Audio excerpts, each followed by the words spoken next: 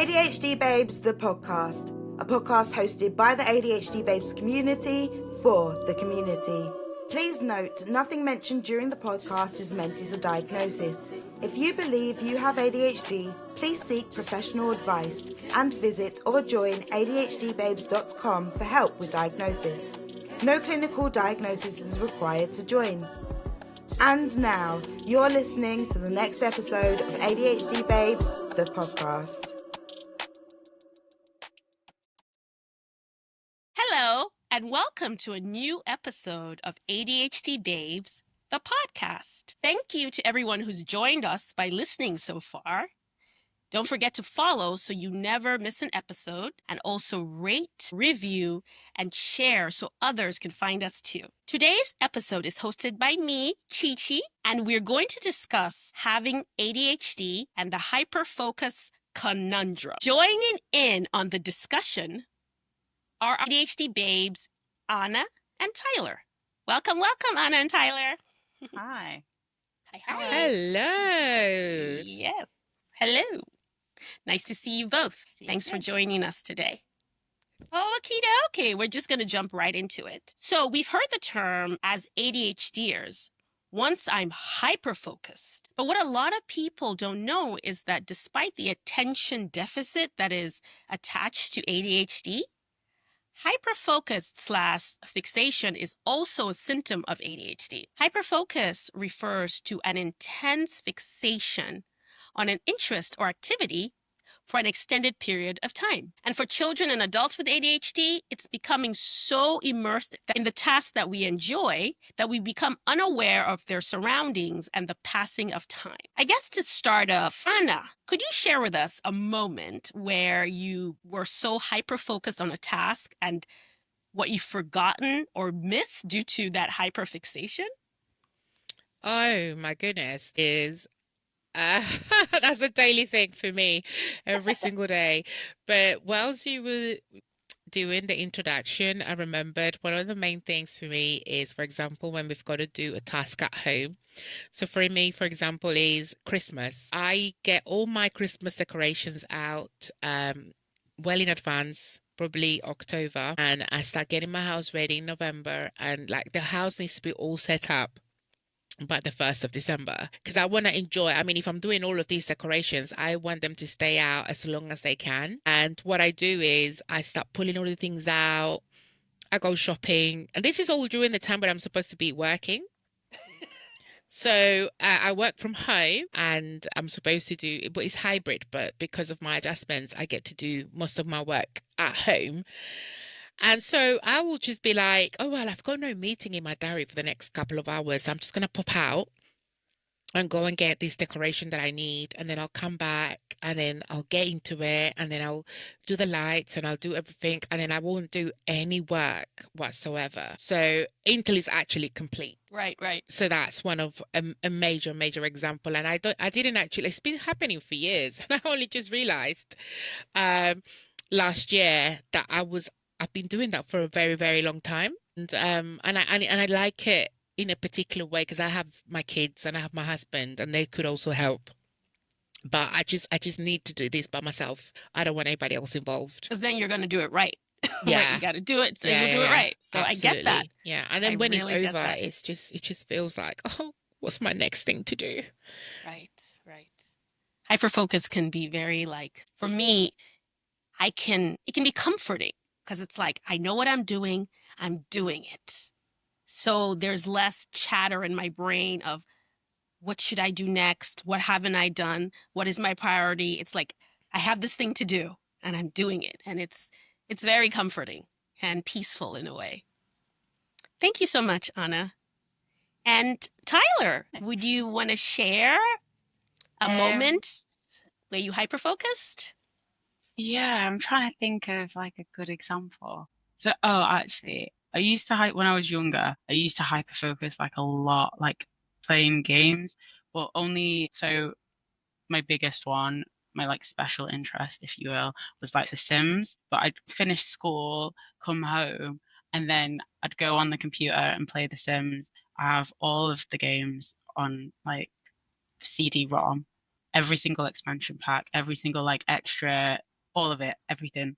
Sims 1 all the way to Sims 4. And then someone told me at work actually that you can just write to them and say that you've got Sims 1 and Sims 2 and they'll just give it to you for free online because they've Oh, wow. migrated online now. But my computer's a bit slow, so I won't be doing that. Anyway, the question even. Yeah, so I used to finish school and I'd come home and play on The Sims. I wouldn't eat, I wouldn't go to the toilet, I wouldn't do anything. I'd just sit there and play The Sims for out to literally till like 1 or 2 a.m. And at this point, I was probably like 12, 13.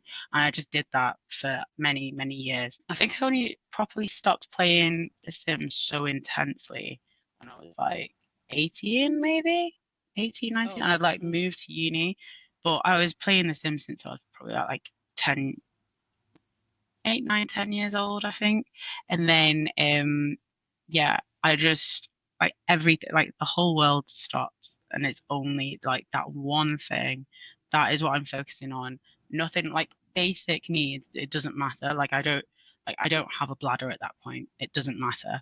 Like I'm just completely and utterly like absorbed in playing this game. And I still get it now. Like I can hyper focus on like tasks if it's like really important or the deadlines really like approaching or deadlines. yeah, Yes. deadlines really like bring it out.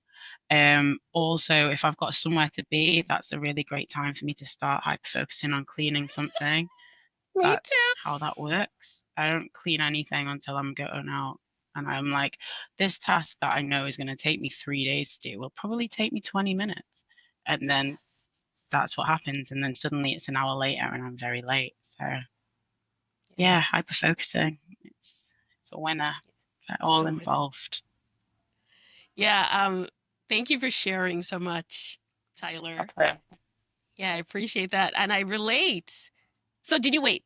Question about The Sims. Did you finish the whole? So you did Sims 1 and Sims 2. Was there another 3 or 4? Yeah, there's 4. There's Sims 1, 2, 3, and 4. So I started playing Sims 4, but I think personally is the worst one, so I kind of just stopped playing it. Is how that happened. It just used to make me angry. Yeah. Because I mean, I can go into the details. I don't think anyone really wants to know, but it's not worth buying. Don't spend £40 on it. Just don't do it. It's not worth it. Good to know. Yeah. Good to know. I mean, I'm sure you're not the only Sims fan. I'm sure some of our listeners are. I feel like a lot of female ADHDers that I know all love The Sims. Yeah, there's a lot. It's that such is really a big good to know. thing. It's huge. But yeah, we can sideline that conversation until the Sims episode. That's hilarious. Anna, did you ever play The Sims? No, not at all. I'm not a gamer. Not at all. Yeah, I don't like games. It's not that kind of game though. It's No. like I feel like when people say, "Oh, I'm a gamer," they think like, "Oh, I've got this massive chair and I've got the headphones and all of that." It's not like that at all. It's nothing like you build a house, you make a family, you send them to school, they go to work. It sounds really shit. No. It sounds really good, and that's probably one of the reasons why I'm so glad I didn't get into it, because then it will just consume my whole life. Like it sounds like a really good thing to have, like a as a daydreamer. I would build like a complete virtual world on it, and I would be like, I'm actually that person living that life. You can't get sucked into just one. There's so many. There's so many. Exactly. Whole world out there. That is the whole point. Like that is the whole point in terms of hyper focusing and setting those boundaries. I am so glad I'm not a very techie person.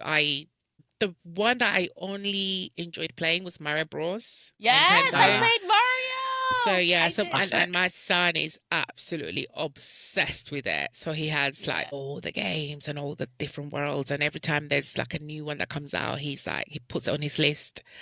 So I enjoy playing that with him. But that's awesome. The extent of gaming for me. Yeah, I'm not much of a gamer either, but I did play the Mario.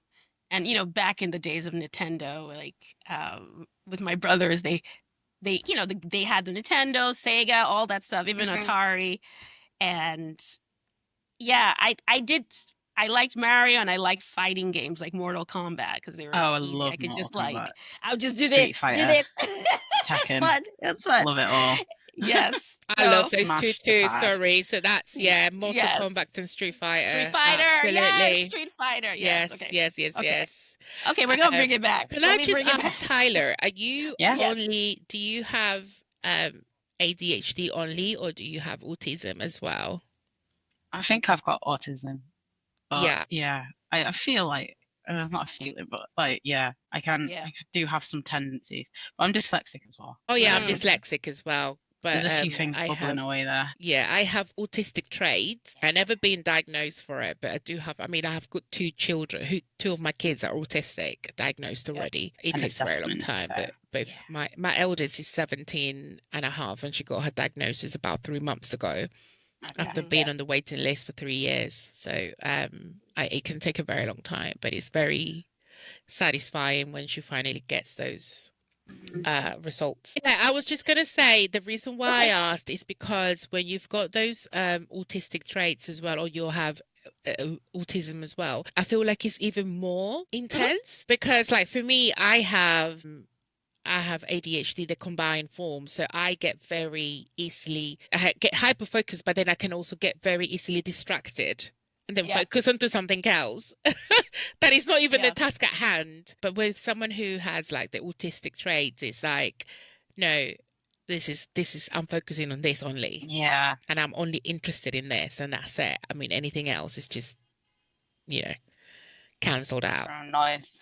Yeah. Yeah. Irrelevant. I hear that. Tyler, what you were saying about, no, thanks for that, Anna, because I agree. And I think I'm seeing that in me. I'm learning about my autism as well. I'm ADHD combined, but I'm also learning about my autism. What Tyler was saying, like what you were saying, Tyler, about Sims when you were growing up, I was like that with reading. Like I read books obsessively. Like I wanted to live in that world and just be there. And my mom was telling me very recently that I wouldn't, because I struggle with going to bed. And she was like, yeah, you've been doing that since you were young. Like you just wanted to keep reading and reading and reading. And I lived in Nigeria till I was 15, and electricity, we often had like blackouts and stuff, and I would just read by candlelight, like just reading. So yeah, I definitely have that. I've got that. I read about 4 or 5 different books at a time.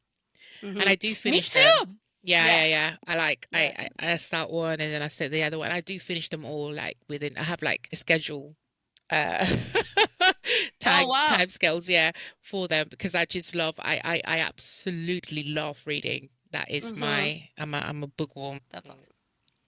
Well, so I'm sure listeners can absolutely relate and have been in situations or have done similar things, whether it's Sims or reading or other things that we hyper focus on. And I hyper focus on social media more than my phone, but I can do that with working on stuff, and I can just sit there and focus, and I don't want to go to the bathroom, and I just want to do it. So some people consider hyperfocus to be a superpower for people with ADHD, and it is sometimes used interchangeably with the term flow state. That term was coined by a psychologist, Mihai Csikszentmihalyi, and he wrote the book Flow, The Psychology of Optimal Experience. So the term flow state is in that book. He explained that when you are in a state of flow, the ego falls away, time flies, every action, movement, and thought follows inevitably from the previous one, like playing jazz. Your whole being is involved and you're using skills to the utmost. So, Anna, Tyler, what are your thoughts on hyperfocus being deemed as a superpower? Do you agree or disagree?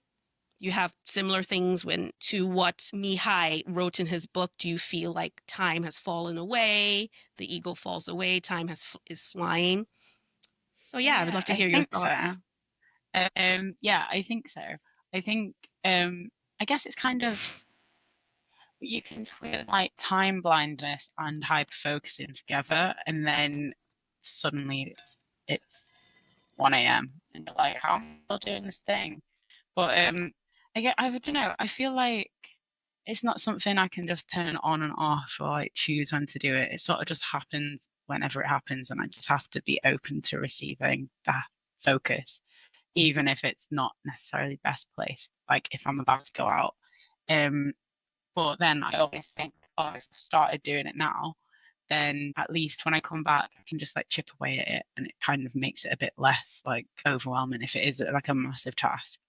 But yeah, I do think if the conditions are right, then yeah, it is a bit of a superpower. But sometimes it can be really annoying.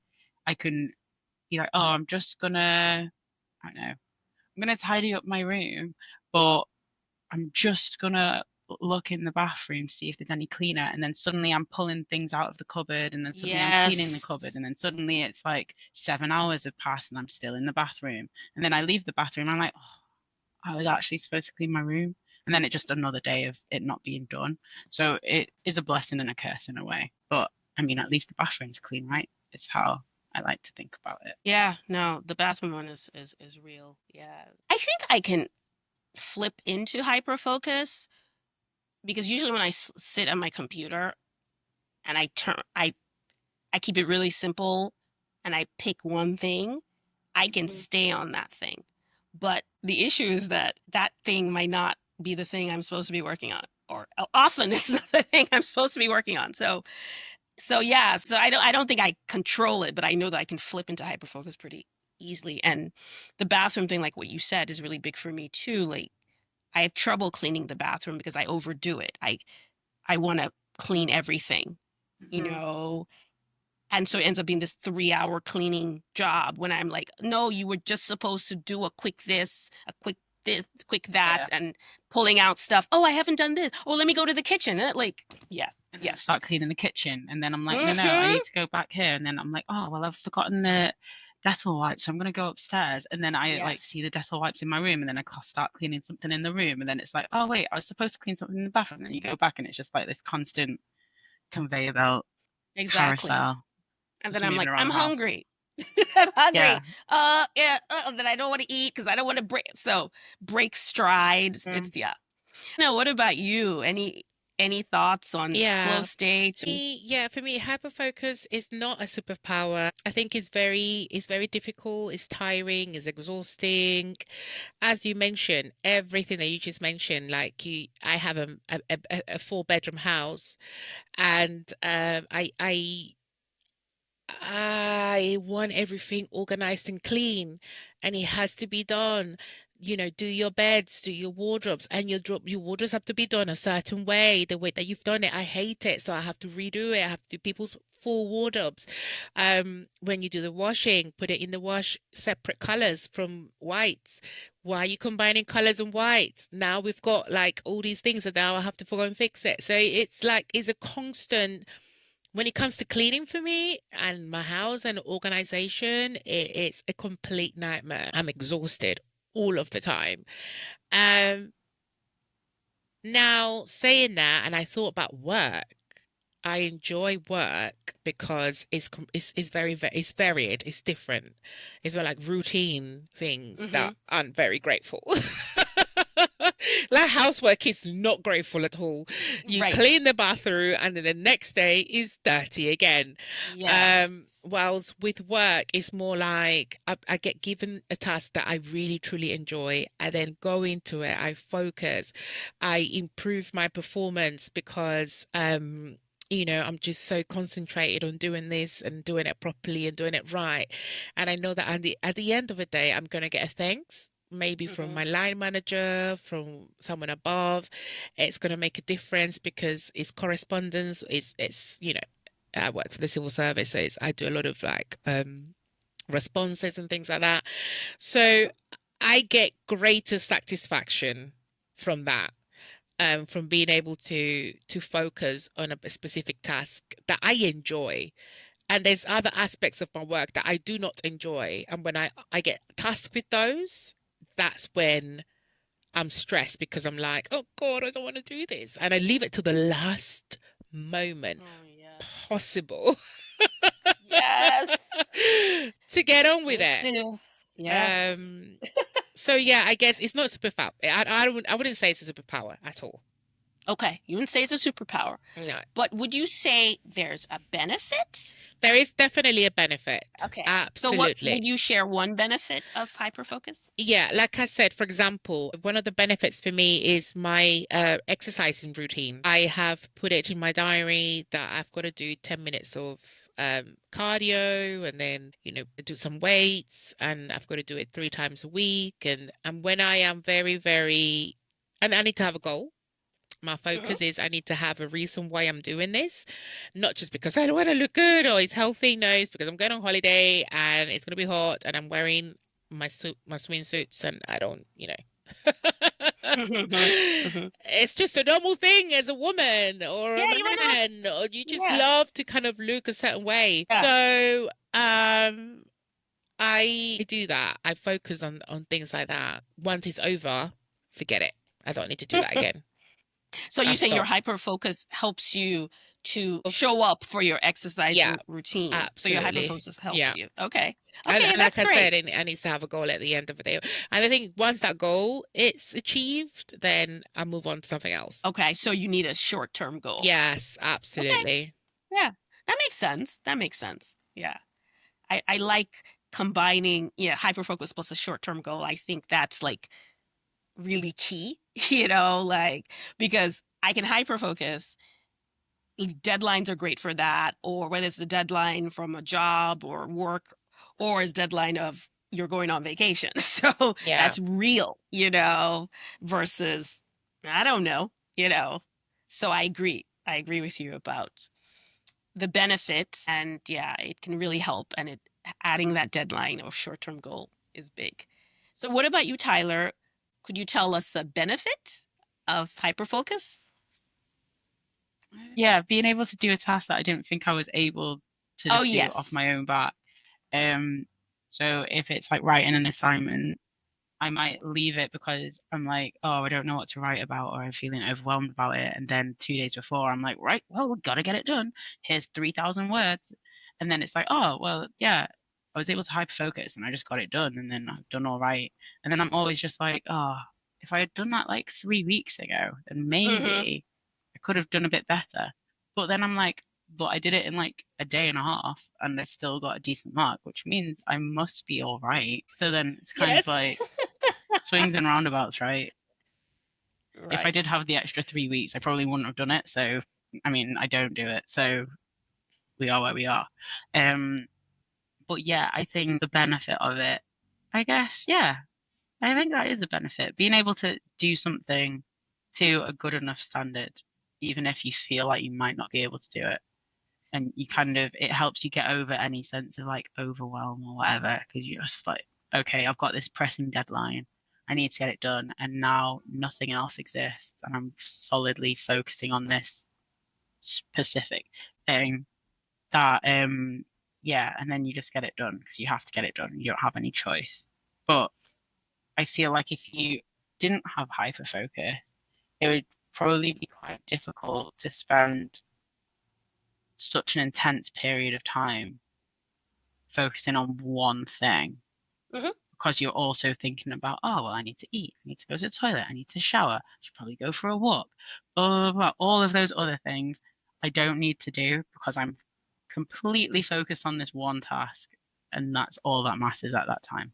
So, yeah, being able to like do that or have Mm-hmm. the ability to do that, even though it's probably not the best situation, but being able to do it is a good thing because if I didn't do it, I probably wouldn't have any of the things that I've got now, if that makes sense. So yeah. Absolutely. Absolutely. It makes sense. I totally agree. My hyperfocus helps me cut through all the Hmm. distractions, all the noise. Like my brain is on. Like, Hmm.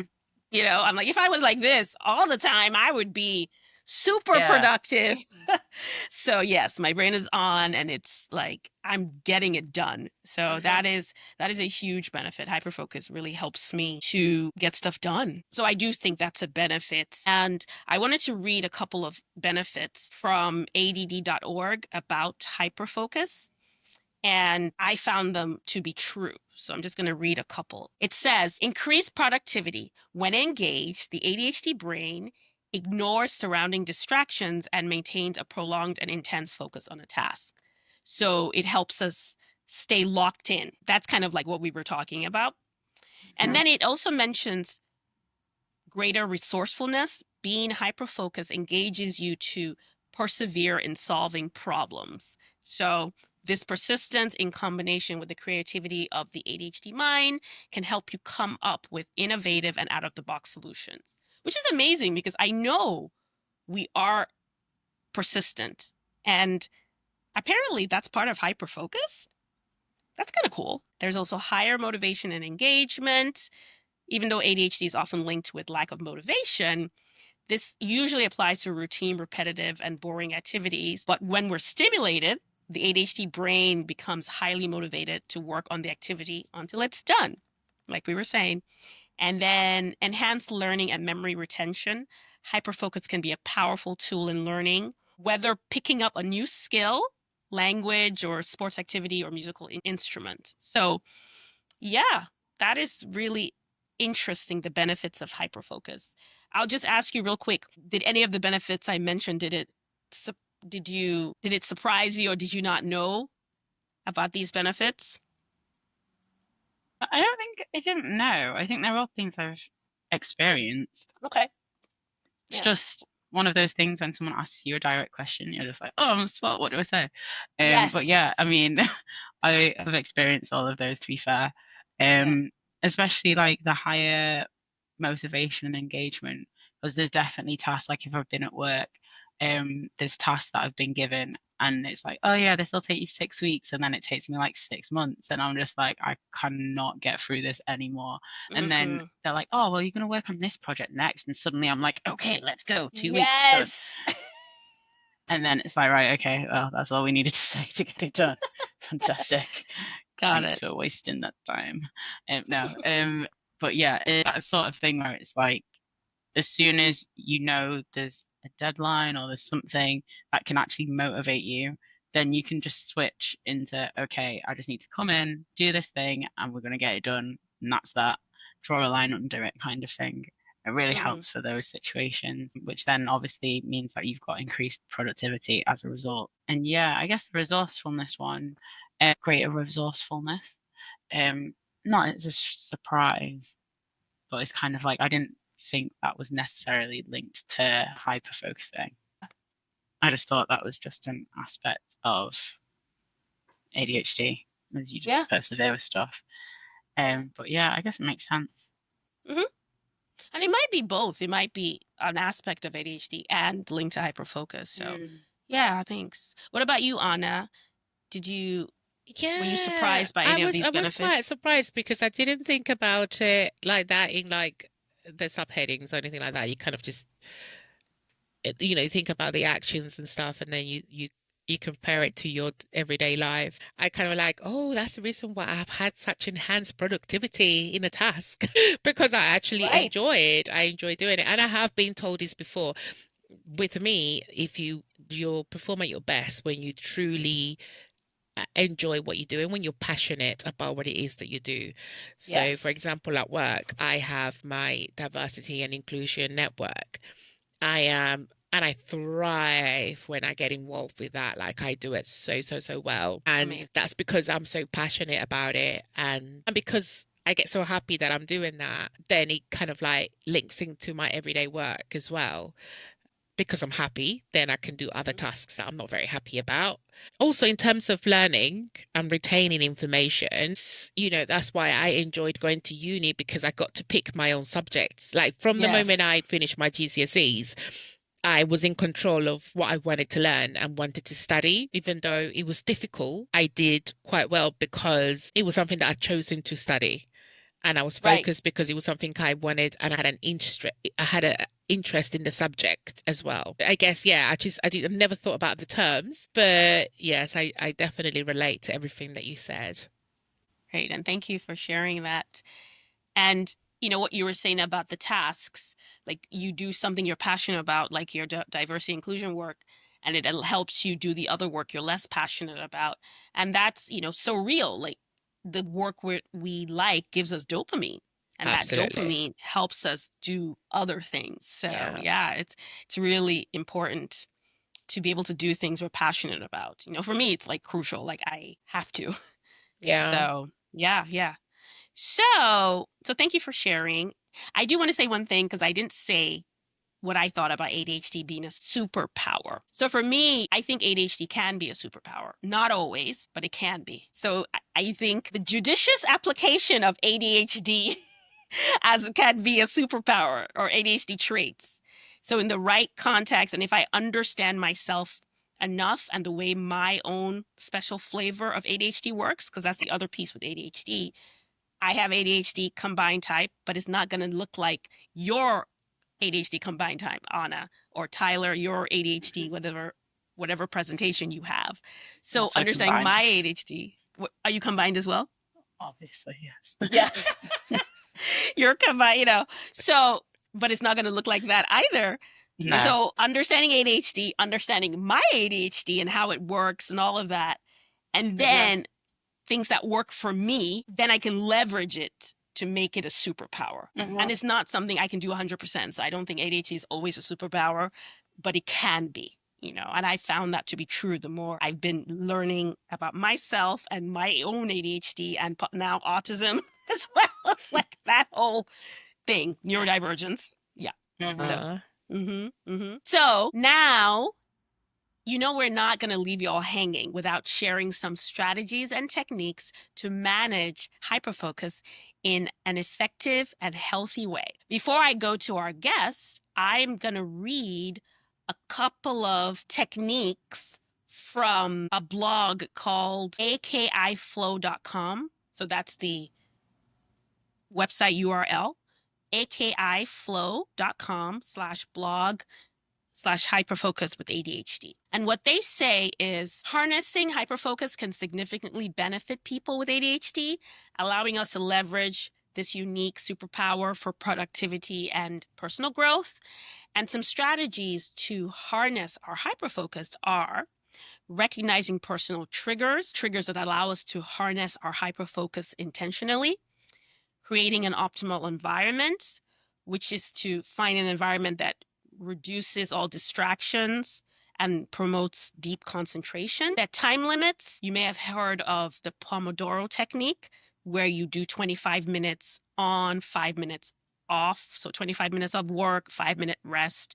And you can vary that. It doesn't have to be 25 minutes. It could be more, it could be less. And then breaking the task into manageable segments. That is, I've heard that a lot with ADHD.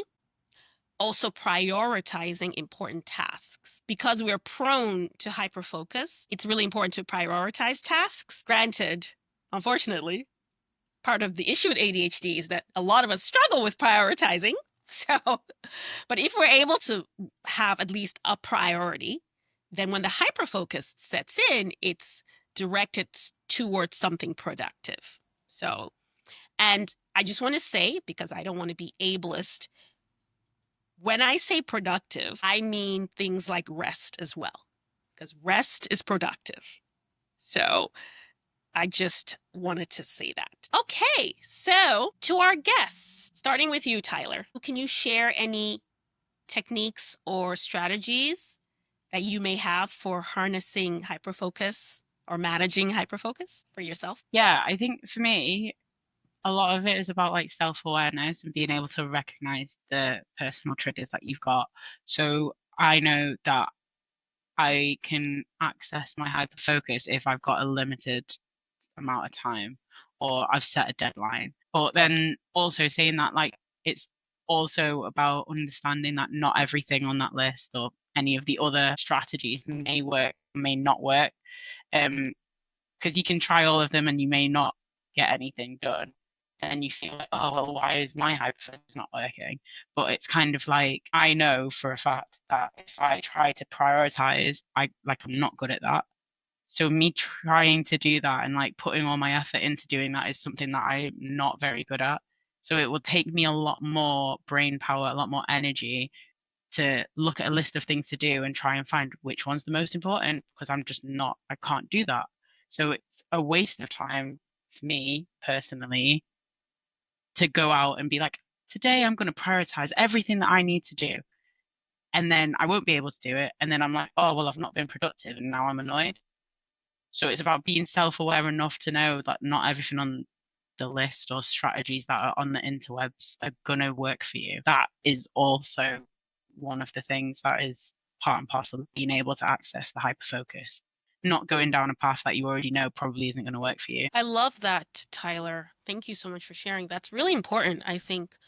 I think with ADHD and neurodivergence in general, because there are a lot of tips and strategies from other people, but that self-awareness piece is huge because it's knowing your ADHD, your neurodivergence, your other conditions, your way of working and or not working.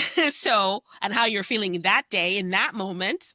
So all of those things factor in. So thank you so much. The self-awareness piece, I agree. It's totally huge. And I'm not a prioritizer. I struggle with that as well. And I don't do well with breaking tasks into manageable chunks at either. So I write. What is a manageable chunk? What does That's what that I mean? want to know.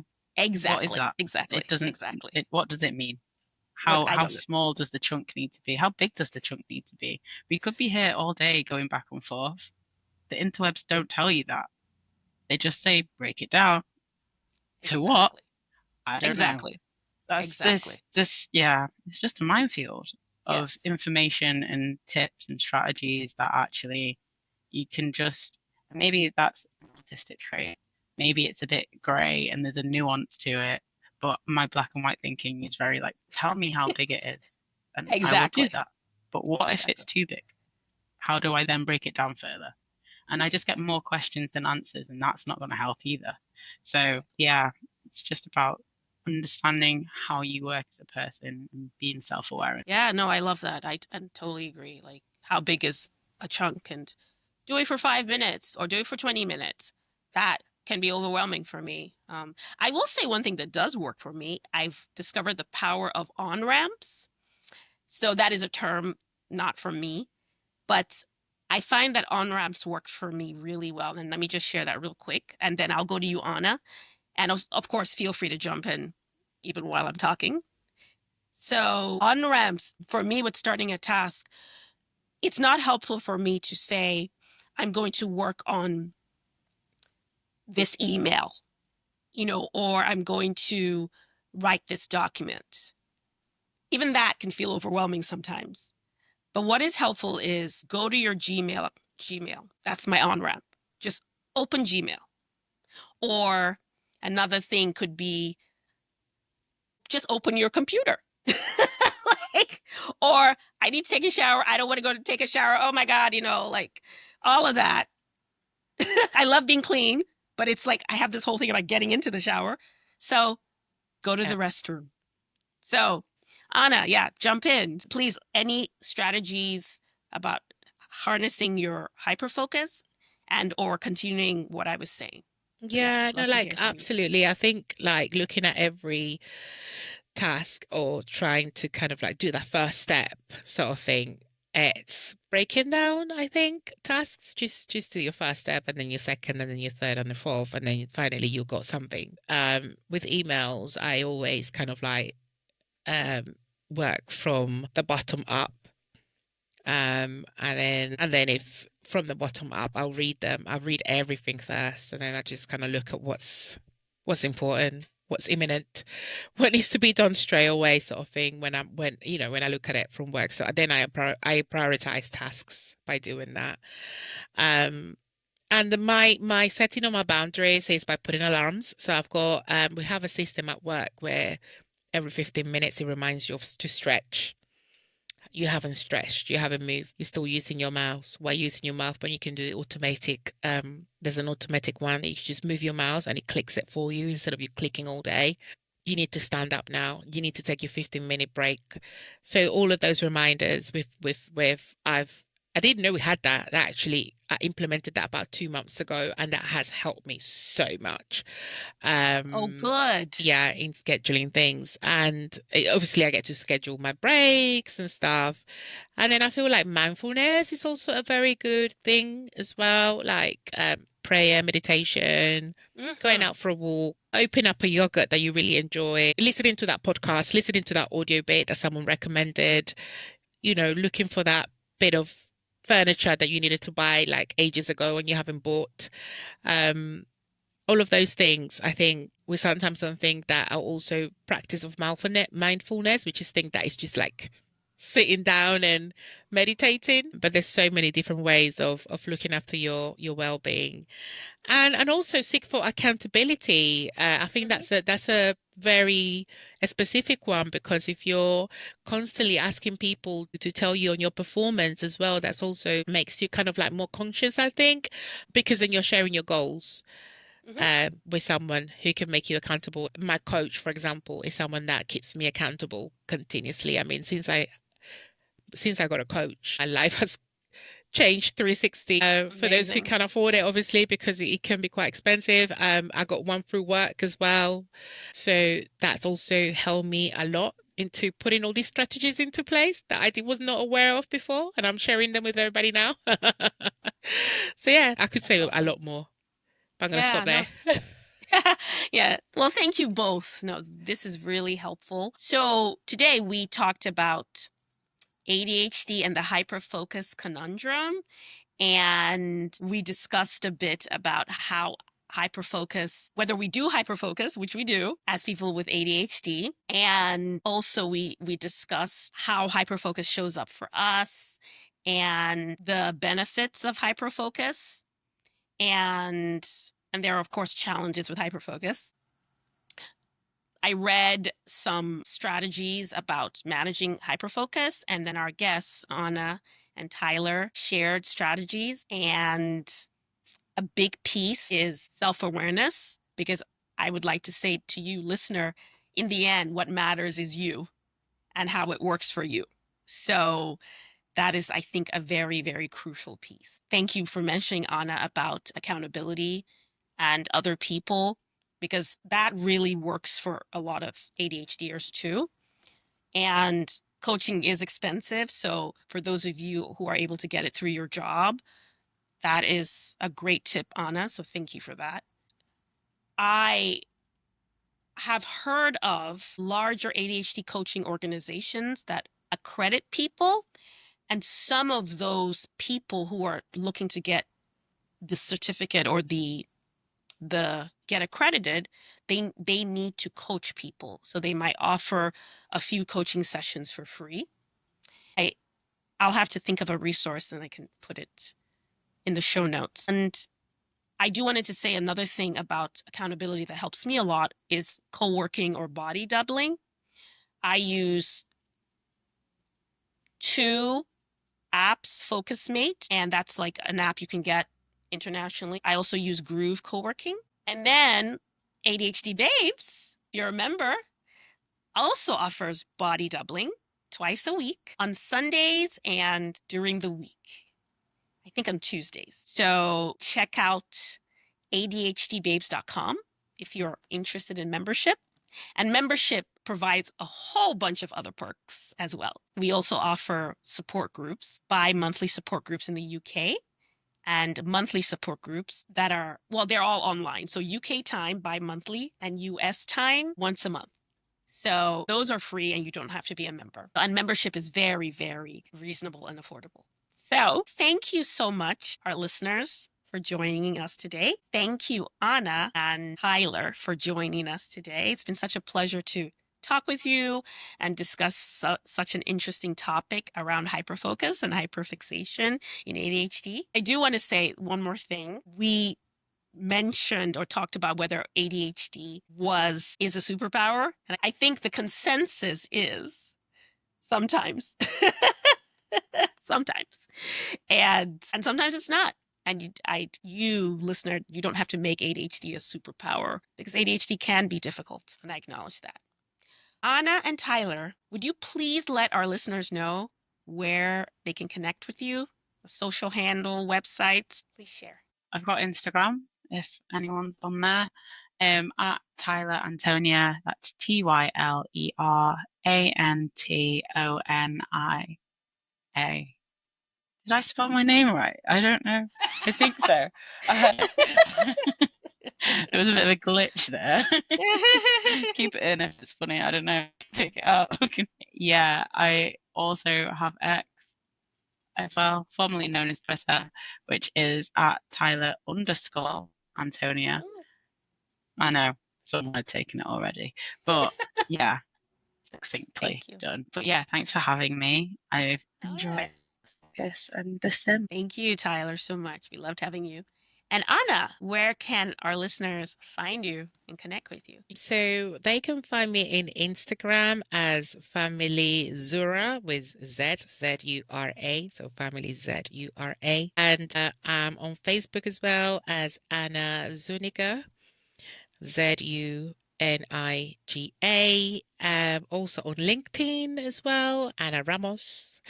Yeah, so you're probably thinking why she's got all these surnames. I'm Latin American, so there's loads of surnames and I play about with them. I also have another website called Afro Talk Workshops, and we talk about the diaspora and various different topics on that Insta page. Awesome. Thank you so much, Anna. And for any US listeners, Z is Z, but I know you say Z in the UK. So yes. Yeah. So I'm your host, Chichi, and you can find me on YouTube, Instagram, and TikTok at Chichi Enu. That is ChiChiEnu.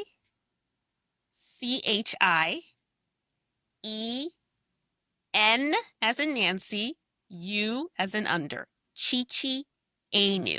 So it's an E-N-U.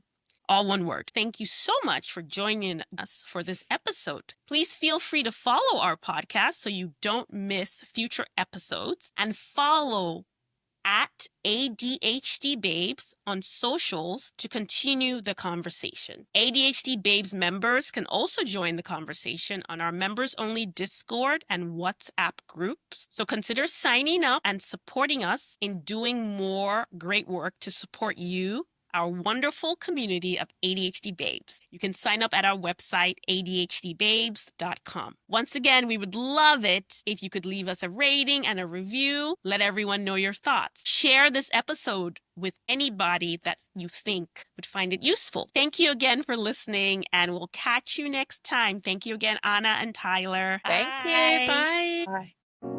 Thanks for listening to this episode of ADHD Babes, the podcast.